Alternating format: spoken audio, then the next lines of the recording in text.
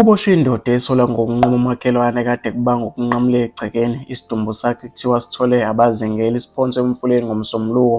Esigamekweni esenzeke eBethani eBergville ngempelasonto. Umsolwa oneminyaka engu-22 uvele enkantolo yemantshi yaseBergville ngoLwesithathu eboshwa kuthiwa ucele ikhansela limhambise emaphoyiseni. Esabulaka lo mphakathi kwazise bezikhona izisolo zokuthi uyazi ngokufa kwenkosazane Karabo Kubheka oneminyaka engu-21 okuvela ukuthi ubegcina ukubona ngomgqibelo. Isidumbu sakhe kuthiwa sithole esidante emfuleni inconcosi ngabafana bebezingela. Ngokulandisa kaMnumzane Themba Thiza Khoza oyikhansela elihambisa umsolwa emaphoyiseni, uthola umbiko ovela kubo kaMsolwa ukuthi ufisa amphelezele amise emaphoyiseni. Walandisa ngesenzo ngakho konke akwenzile.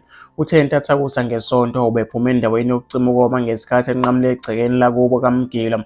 UMgila akathandanga baxabana embuza ukuthi unqamulelana egcekeni lakubo ngabo-2 ekuseni kangaka uzothakatha yini. Okuyinto emdidile umsolwa waqonda kubo wayolanda ummese.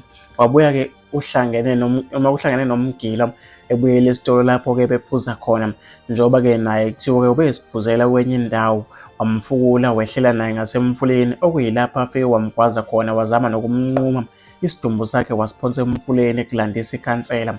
Lithe-ke bekungabibikho okusolisayo ngokunyamalala komgila kwaze kwabe isidumbu sakhe sitholwe abafana kwaqala-ke kwasoleka ukuthi kungenzeka ukuthi uyazi ngokunyamalala kwakhe.